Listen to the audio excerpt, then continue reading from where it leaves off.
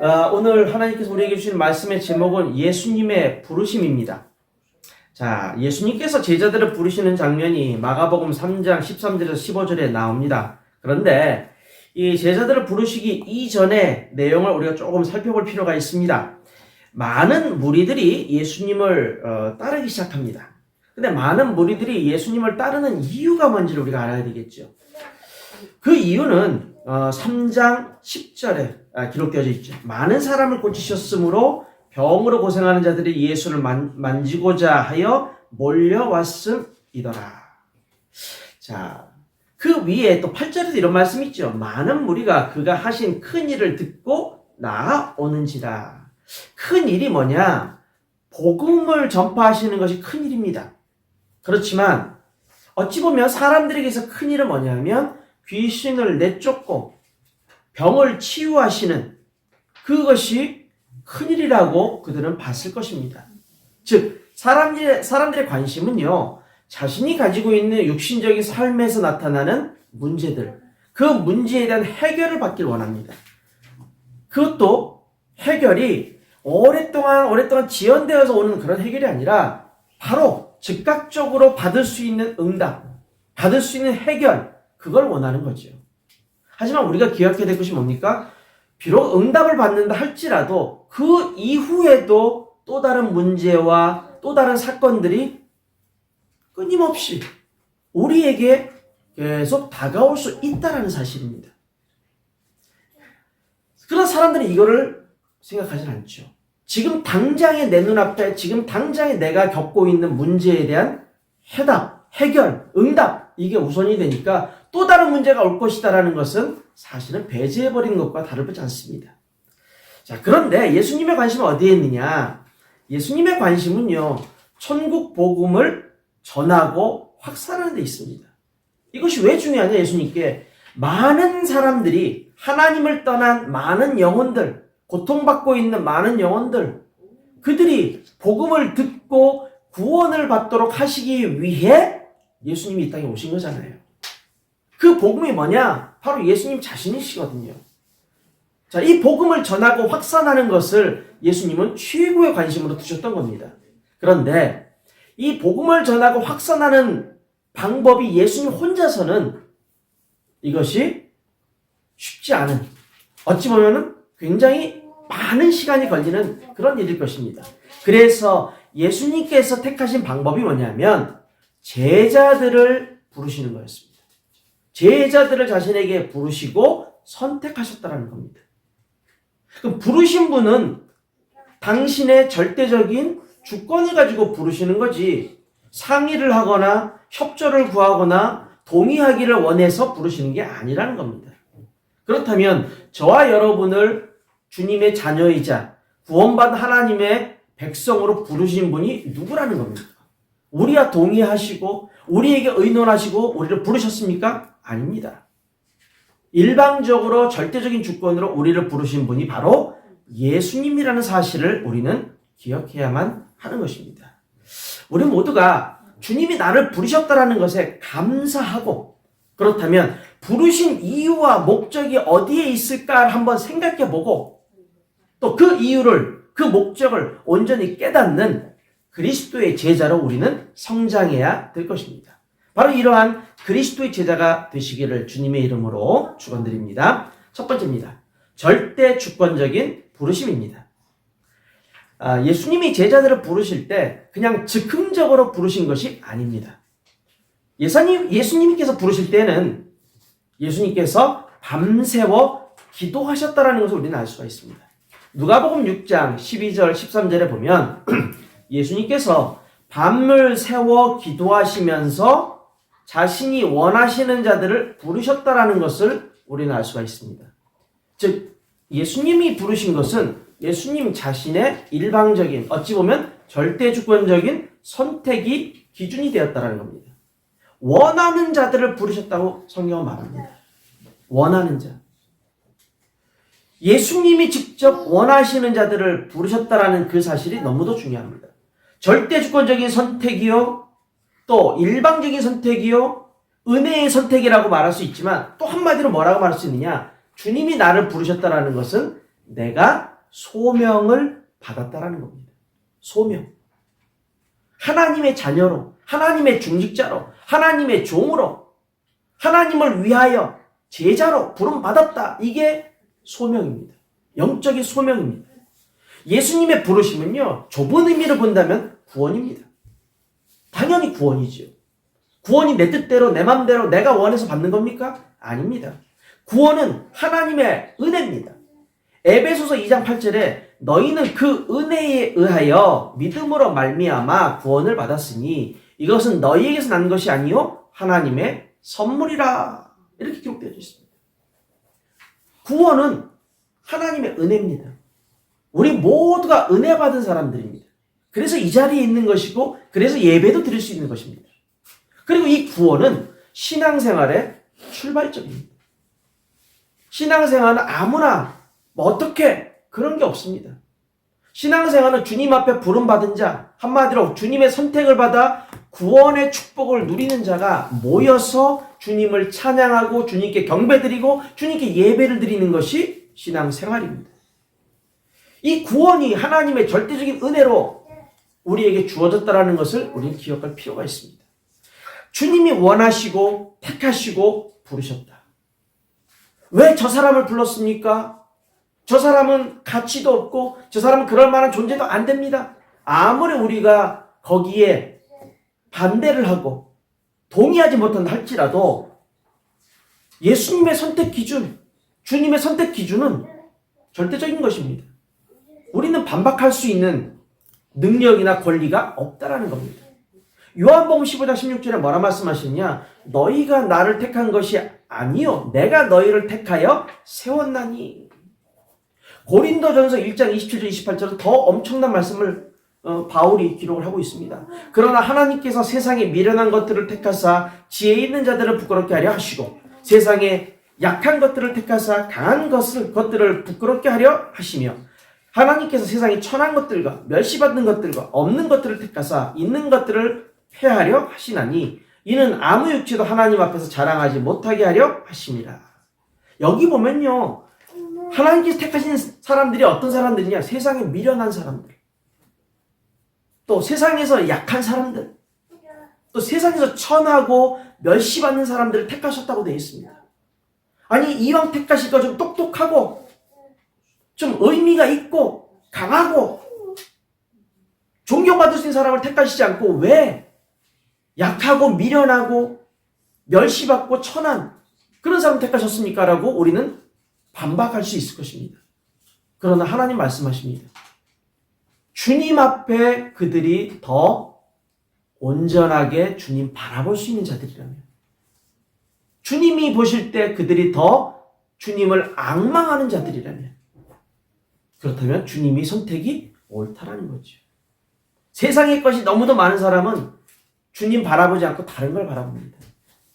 순수한 100%가 아니라 반반, 50대 50으로 바라봅니다. 세상도 보고 주님도 보는. 우리는 주님 앞에 택함을 받았다, 부르심을 받은 자들이라는 것을 알아야 됩니다. 그래서 우리는요, 누구만을 바라보고 나가야 되느냐? 예수님만 바라보면 됩니다. 예수님을 바라보고 앞으로 나아가면 됩니다. 그러나 나아갈 때 주님을 추월해서 앞서 나가는 것이 아니라 주님의 뒤를 따라가면 되는 것입니다. 주님과 함께하는 인생은요, 주님을 바라보고 주님을 향하여 나아가며 또 주님이 말씀하시면 말씀하신 대로 살아가며 말씀을 따라 살아가는 인생이 되어야 한다는 것입니다. 그 인생은요, 모든 기준, 모든 가치관이 바뀐 사람들입니다. 세상에 좋은 것들 너무도 많지만 그것보다 더 좋은 것을 찾고 구하고 발견해서 그걸 붙잡고 나아가는 사람들입니다. 그게 뭐냐? 그리스도입니다. 그리스도. 바울이 그랬지 않습니까? 세상에서 좋다고 말하는 것들 난 다 배설물로 여긴다. 다 쓸모없는 것을 난 여긴다. 오직 주 예수 그리스도를 깨닫는 그 지혜, 그 은혜를 사모하며 내가 나아간다. 바울은 그렇게 얘기하지 않습니까? 우리는 모든 인생의 가치관을 그리스도로 바꾼 사람들입니다. 우리 삶의 기준은 그리스도입니다. 그러한 삶을 살아가는 우리는 어디에 있는 사람들이냐? 우리의 영적인 주소가 바뀐 사람들입니다. 그리스도 안에 있다는 사실. 그리스도와 절대 떨어질 수가 없는, 그리스도와 늘 함께하고 그리스도의 은혜 가운데, 그리스도의 보호 가운데, 그리스도의 충만한 인도 가운데 살아가는 사람들입니다. 요한복음 15장 4절 7절에 보면 내 안에 거하라, 나도 너희 안에 거하리라. 너희가 내 안에 거하고 내 말이 너희 안에 거하면 무엇이든지 원하는 대로 구하라. 그리하면 이루리라. 너희가 내 안에, 우리의 영적인 주소, 우리는 어디에 있어야 되느냐? 그리스도 안에 있어야 된다는 것입니다. 그랬을 때 우리가 구하고자 하는 것들, 우리에게 필요한 모든 것들, 하나님 앞에 간구하면 우리는 받을 수밖에 없는 그러한 축복된 인생이라는 것을 말씀하고 있습니다. 자, 마가복음의 저자인 이 마가는 우리에게 아주 중요한 사실을 알려줍니다. 많은 무리의 사람들이 있습니다. 그런데 이 많은 무리의 사람들 가운데서 소수의 사람만이 예수님의 부르심을 받았습니다. 이건 결국 뭐를 의미하느냐? 그냥 예수님 뒤를 졸졸졸 따라가는 무리의 신앙생활과 예수님의 부르심을 받고 예수님의 선택을 받고 구별되어서 예수님을 따라가는, 즉 항상 함께하는 적극적인 그러한 신앙생활이 대비되어져 있는 겁니다. 그냥 남들이 하니까 같이 나도 거기에 묻혀서. 그래서요, 요즘 한국의 크리스천들이 물론 그 비율도 퍼센테이지도 많이 감소했습니다만은 대부분 어떤 교회를 찾아가느냐? 큰 교회 찾아갑니다. 왜? 그냥 거기 가면 조용히 내가 원하는 신앙생활 할 수 있다 생각하거든요. 그러니까 무리 속에 숨어가지고서 그냥 하라는 대로 따라가는 것 뿐이에요. 하나님 앞에 적극적인 신앙생활을 하는 것이 아니라 소극적으로 무리의 신앙생활을 한다는 겁니다. 그건 누가 선택했습니까? 내가 택한 거예요. 내가 따라가야지. 나도 해야지. 하지만 주님과는 거리가 먼 거예요. 주님의 선택을 받지 아니하고 주님 앞에 적극적인 신앙생활, 주도적인 신앙생활을 하지 못하고 소극적으로 숨어서 몰래 겨우겨우 그런 신앙생활을 한다는 겁니다. 자, 여기에 중요한 사실이 있습니다. 무리 안에 있는 사람들은 그냥 합니다. 이 사람들은 뭐가 없느냐? 소명의식이 없어요. 하나님이 나를 부르셨다. 하나님 나한테 큰 계획과 뜻을 갖고 계신다. 나는 그것을 발견하고 주님을 위해서 내가 살아야 되겠다. 이게 없다라는 겁니다. 그래서 소명의식이 있는 사람은 주님이 나를 부르셨으니까, 나를 구원하셨으니까 내가 주님을 위해서 무엇을 할 수 있을까? 주님이 나를 부르시는 이유는 무엇일까? 이 부족한 자를, 이 연약한 자를 부르신 이유가 뭘까? 자꾸 주님 앞에 기도하며 자신의 소명을 찾고 그 소명을 가지고 사명으로 도전하는 사람들로 바뀌게 됩니다. 우리는 주님이 원하셔서 부르셨다라는 이 소명을 깨달아야 됩니다. 그리고 이 깨달은 소명을 가지고 주님 바라보며 주님과 늘 함께하는 축복된 인생을 살아가시기를 주님의 이름으로 축원드립니다. 두 번째입니다. 선택하심의 목적입니다. 자, 3장 14절에 보면 이에 12를 세우셨으니 이는 자기와 함께 있게 하시고 또 보내사 전도도 하며 라고 되어져 있습니다. 여기서 12를 세우셨다라고 되어져 있죠. 이 세우셨다라는 이 표현이 헬라말로 포이에오라고 합니다. 포이에오. 근데 이 포이에오는 아주 재미있는 표현을 우리에게 알려줍니다. 이 포이에오라는 이 세우다라는 동사는 사람이 주어가 되면 뭘 만들다, 노동하다, 제조하다의 의미입니다. 그런데 하나님이 주어가 돼서 이 포이에오가 쓰이게 되면 어떤 의미가 되느냐? 무에서 유를 창조하다라는 뜻이 되버립니다. 아무것도 없는 제로 상태에서, 아무것도 없는 무의 상태에서 의미 있는 것을 창조해 낸다라는 의미가 되는 거예요. 사람이 주어가 되면 그냥 만들다, 제조하다. 근데 하나님이 주어가 되면 아무것도 없는 무에서, 백지 상태에서 만들어낸다. 의미 있는 것을 만들어낸다는 뜻이라고 설명드렸습니다. 즉 하나님이신 예수님께서 세우셨다라는 이 의미는요, 평범하고 평범한 사람들, 어찌 보면 유대 사회에서 아무 의미도 없는 사람들, 아주 무식한 이 어부들, 정말 의미 없이 미미한 존재로 살아갈 수밖에 없는 이 사람들을 새롭게 창조하셨다는 얘기입니다. 뭘로요? 그리스도의 제자로. 하나님의 제자로 새롭게 창조하셨다는 얘기입니다. 제로 상태에서, 아무것도 없는 상태에서 완벽한 창조, 완벽한 제자의 축복으로 만드셨다라는 거예요. 이게 세우셨다라는 의미입니다. 그래서 무리에서의 신앙생활은 한마디로 의미가 없는 신앙생활이라면, 제자로서의 신앙생활은 이거는 가치 있고 의미가 큰 신앙생활이라는 얘기입니다. 자, 이런 말이 있습니다. 교인과 제자. 교인은 어떤 사람이고 제자는 어떤 사람인가? 세상에, 이 시대에 교인은 많은데 제자는 거의 없다라는 표현이 돌아다닙니다. 교인은 많은데 제자는 거의 없다. 무슨 말일까요? 그 인용되어져 있는 말을 여러분들에게 전달하겠습니다. 교인은 하나님 나라, 영혼 구원과 진리에 관심이 없으며 세상 속에 자신의 안위만을 생각하며 살아간다. 교인은 예배를 드려도 진리를 갈망하지 않고 헌금은 해도 삶을 헌신하지 않으며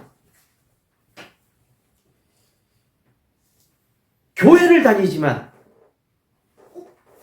그들은 기독교를 선택한 종교인이다. 예, 기독교라는 종교를 택한 종교인이라는 얘기입니다. 제자는 그렇지 않죠. 제자는 하나님 나라와 영혼 구원에 관심을 갖습니다. 제자는 자신의 안위보다 주님의 복음을 먼저 생각합니다. 제자는 헌금도 물론 하겠지만 제자는 자신의 삶을 헌신하게 됩니다. 주님을 위해서.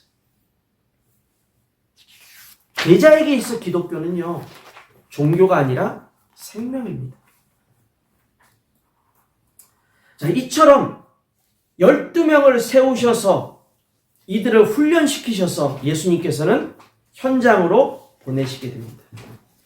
함께 예수님께서 제자들을 훈련시키셔서 현장으로 보내시면서 이제 이 미션이 시작되어지죠. 제일 먼저 부르신 이유가 뭐냐라고 우리가 설명한다면 첫 번째가 함께 있게 하시기 위해, 제자들이, 선택받은 제자들이 예수님과 함께 있도록 하시기 위해 부르신 겁니다. 왜 함께 있어야 되나요? 첫째, 임마누엘의 축복을 누리도록, 예수님과 하나됨을 영적으로 누릴 수 있도록, 예수님의 가르치심과 행하시는 사역의 증인이 될 수 있도록 하시기 위해 부르셔서 함께하고 계신 겁니다. 또 그냥 막연하게 함께 있는 게 아니라 함께 있으면서 주님 사역을 보고 배워서 제자로 훈련되어 다른 사람들을 가르치고 훈련시킬 수 있도록 하시기 위해 함께 있도록 하신 겁니다. 자, 이렇게 증인이 되고 훈련이 되어져서 이제 준비가 되니까 예수님은 현장으로 보내시죠. 전도하게 하시려고 부르시고 택하셨다라고 말할 수 있습니다. 주님을 대신해서 현장에 가서 복음을 전하고 영혼 구원과 하나님 나라 확장을 위해 쓰임받게 하시는 겁니다. 전도는 나부터 누리는 겁니다. 현장에서 나부터. 복음 가진 나부터 누리면, 또 복음 가진 나부터 증인이 되면 전도는 되어지는 것입니다. 그리고 마지막으로 부르신 이유가 뭐냐? 권능을 주시려고 부르셨다는 거예요. 현장에 나아가면 흑암이 역사합니다. 사단이 역사합니다. 우리가 다 알고 있죠. 사람의 힘으로는 절대 어둠의 세력을 꺾지 못합니다. 그래서 현장에서 그리스도의 권세를 사용하도록 하기 위해 부르신 겁니다. 먼저 주님과 함께해서 주님과 함께해서 훈련, 그 현장으로 파송되어서 복음 증거, 영혼 구원을 위해. 그러나 현장에는 역사하는 흑암이 있기에 보내심을 받은 자들에게는 주님의 권세가 함께, 주님의 권세를 사용하고 가지고 마음껏 활용할 수 있도록 하기 위해 부르셨다는 겁니다. 주님의 권세는요, 그리스도의 권세는요, 하늘과 땅의 권세입니다. 창조주 하나님의 권세입니다. 마가복음 16장 15절 18절, 마태복음 28장 18절 분명히 말씀하고 있습니다. 하늘과 땅의 모든 권세를 내게 주셨다. 너희는 가서, 현장으로 가서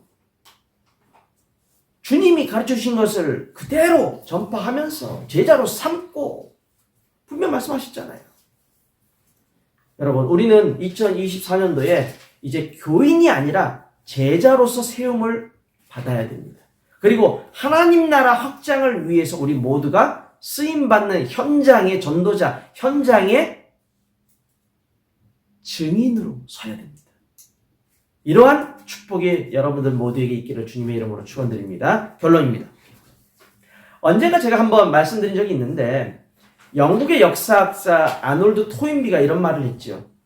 문명과 역사의 발전은 창조적 소수에게 달려있다라고 말하면서, 어떤 공동체가 발전하고 건강하게 성장하려면 언제나 창조적 소수가 왕성하게 움직여야 한다라고 강조합니다. 창조적 소수.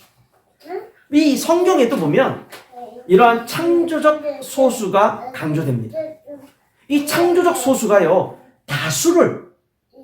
많은 다수를 주님께로 인도합니다. 예수님도 자신을 따르던 많은 무리가 아닌 소수의 제자들을 택하셔서 훈련시키셨죠. 또 주님은 주의 마음을 품은 창조적 소수를 통해서 일하셨습니다. 이 창조적 소수를 통해서 많은 다수가 주님께로 돌아왔습니다. 우리가 사도행전 보면 나오지 않습니까? 수천 명이, 3,000명, 5,000명 제자들이 일어났다라고 말하고 있지 않습니까? 그 바울을 통해서 이 예루살렘 마가다라로 시작되어진 이 복음 운동이 바울을 통해서 어디까지 갑니까? 로마까지 가게 됩니다. 얼마나 중요한 사건이 우리가 알고 있지 않습니까? 자, 이사야 60장 22절도 바로 이걸 말씀하고 있습니다. 이사야 60장 22절에 뭐라고 되어 있습니까? 작은 자가 천을 이루고 1,000명을 이루겠고 그 약한 자가 강국을 이룰 것이라. 때가 되면 나 여호와가 속히 이루리라. 여러분, 창조적 소수는 주님의 말씀대로 하면 세상의 빛과 소금된 존재입니다. 12명의 제자와 이 바울을 통해서 하나님 나라가 확장되어졌습니다. 저와 여러분, 우리 모두가 하나님께 영원토록 쓰임받고 축복받는 그리스도의 제자, 그리스도의 사도, 그리스도의 증인이 되어야 합니다. 주님이 나를 부르신 이유와 목적을 깨닫고 주님과 주님 나라를 위해 기도, 사역, 삶의 모든 터를 계속해서 확장해 나가는 모든 분들 되시기를 주님의 이름으로 축원드립니다. 기도합니다.